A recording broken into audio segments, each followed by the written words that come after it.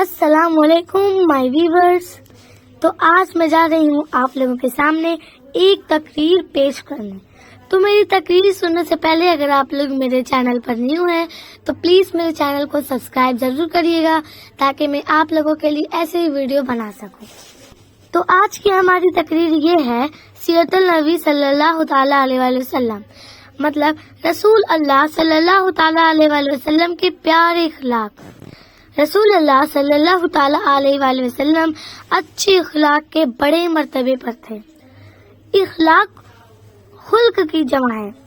अब बात आती है खुल्क क्या है, तो खुल्क के माने हैं सलूक। तो आप लोग सलूक तो जानते ही होंगे ना कि सलूक किसे कहते हैं। अच्छे पहनावे, अच्छे काम, अच्छी इज्जत, इसे ही सलूक कहते हैं। इखलाक अच्छे भी होते हैं और बुरे भी होते हैं। तो कुछ सलूक अच्छे भी होते हैं और कुछ बुरे भी होते हैं। और इस्लाम में अच्छे इखलाक पर बहुत जोर दिया गया है। मतलब इस्लाम के लिए अच्छे सलूक तो जरूरी होते हैं ना, तो वही दिया गया है कि इस्लाम पर बहुत जोर दिया गया था अच्छे सलूक की। हमारे प्यारे रसूल अल्लाह सल्लल्लाहु ताला अलैहि वसल्लम ने फरमाया कि तुम में सबसे अच्छा वो है जिसकी इखलाक अच्छी हो, जिसके सलूक अच्छे हो, जिसके पहनावे अच्छे हो, जिसकी बोली अच्छी हो, जिसकी इज्जत हो। रसूल अल्लाह सल्लल्लाहु ताला अलैहि वसल्लम के इखलाक सबसे अच्छे थे। मतलब हमारे हुजूर सल्लल्लाहु ताला अलैहि वसल्लम के जो सलूक थे सबसे अच्छे थे। कुरान शरीफ में है इन्नका लअला खुल्क़ि अज़ीम, मतलब ऐ रसूल बेशक तू अच्छे इखलाक के बड़े मर्तबे पर है। एक मर्तबा हजरत आयशा रज़ियल्लाहु ताला अन्हा ने पूछा रसूल अल्लाह सल्लल्लाहु ताला अलैहि वसल्लम के इखलाक कैसे थे। ये किससे पूछा गया? हजरत आयशा रज़ियल्लाहु ताला अन्हा से पूछा गया कि हमारे रसूल अल्लाह सल्लल्लाहु ताला अलैहि वसल्लम के इखलाक कैसे थे। तो उन्होंने जवाब दिया काना खल्क़हु कुरआन, आपका इखलाक कुरआन था। इखलाक की तालीम के दो तरीके हैं। एक तरीका तो ये है कि किसी को ज़बानी नसीहत की जाए कि फला काम अच्छे हैं और फला बुरा। मतलब ये कि इखलाक के भी दो तरीके हैं। एक तरीका जो होता है किसी की जो जबान होती है, जो किसी के अच्छे काम करते हैं, किसी की इज्जत करते हैं, और किसी की जो होते हैं कुछ लोग किसी को भी कुछ भी कहते चले जाते हैं। तो एक वो तरीका होता है। और एक होता है जो दूसरे से इज्जत रखे, अपनी जबान को इस तरह से इस्तेमाल करे कि दूसरा कहे हाँ ये वो इंसान था जिसके पास बहुत अच्छे सलूक हैं। तो हमारे रसूल अल्लाह सल्लल्लाहु ताला अलैहि वसल्लम ने दोनों तरीके से लोगों को इखलाक की तालीम दी। जो कुछ बताता या इस पर खुद अमल करते दिखाए। इसीलिए अल्लाह ताला ने कुरान मजीद में फरमाया है लक़द काना लकुम फी रसूलिल्लाहि अस्वह हसनत, मतलब बेशक तुम्हारे लिए अल्लाह के रसूल में बेहतर नमूना है।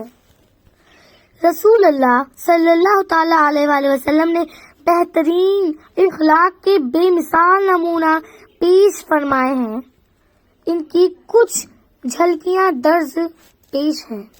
मतलब इनकी कुछ जो तरीके सलूक थे वो भी आगे आपको बताए जाएंगे, तो वीडियो में बने रहिए। रसूल अल्लाह सल्लल्लाहु ताला अलैहि वसल्लम खुश मिजाज थे ना, क्योंकि हमारे हुजूर सल्लल्लाहु ताला अलैहि वसल्लम पर कोई कितने भी परेशानियां देते थे पर वो कभी निराश नहीं हुआ करते थे। वो एक खुश मिजाज थे। और रसूल अल्लाह सल्लल्लाहु ताला अलैहि वसल्लम बहुत हंसमुख और खुश मिजाज थे।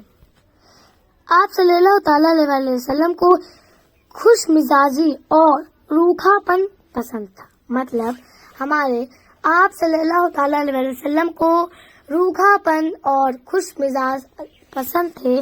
جیسے کہ کوئی انسان، جیسے بہت سے لوگ ہوتے ہیں جھگڑا کرنے لگتے ہیں آپس میں، بس ان لوگوں کو بالکل وہ لوگ پسند نہیں آتے تھے. آپ صلی اللہ علیہ وسلم کو بس وہی لوگ پسند آتے تھے جسے فلاں گالی دے رہا ہے، فلاں برا کہہ رہا ہے، فلاں اس کی چغلی کر رہا ہے، فلاں اس سے جھوٹ بول رہا ہے. یہ لوگ جو جس کے بارے میں یہ لوگ کہتے ہیں وہ انسان صبر کرتا ہے اور کچھ نہ کہتا ہو، اسے ہی ہمارے آپ صلی اللہ تعالی علیہ وسلم کیا کرتے تھے؟ پسند. آپ صلی اللہ تعالی علیہ وسلم کبھی کبھی تو لوگوں سے ہنسی مذاق بھی کر لیا کرتے تھے، لیکن اس میں بھی کبھی کوئی غلط بات زبان سے نہیں نکالتے تھے. مطلب بہت سے لوگ مذاق کرتے تو ان میں بہت سارے غلط زبان کا استعمال کرتے ہیں، پر جو ہمارے حضور صلی اللہ تعالی وسلم تھے اتنے ہی مذاق تک تھے جتنی اچھی لگے. زبان سے کچھ غلط نہ نکلے، زبان سے جھوٹ نہ نکلے، زبان سے چغلی نہ ہو، بلکہ تو ان کا جو ہنسی مذاق تھا نا وہ بھی بہت پاکیزہ اور پیارا تھا. مطلب جتنی وہ ہنسی مذاق کرتے تھے وہ ایک دم پاک اور صاف ستھرے زبان سے کرتے تھے اور اتنے پیارے مذاق کرتے تھے کیا بتاؤں. ایک بار ایک بوڑھی عورت آپ صلی اللہ تعالی علیہ وسلم کے پاس آئی اور عرض کیا کہ آپ صلی اللہ تعالی علیہ وسلم میرے لیے دعا فرما دیجئے دعا کہ اللہ مجھے جنت عطا فرمائے. ایک بار ہمارے حضور صلی اللہ تعالی علیہ وسلم کے پاس ایک بوڑھی سی عورت آئی.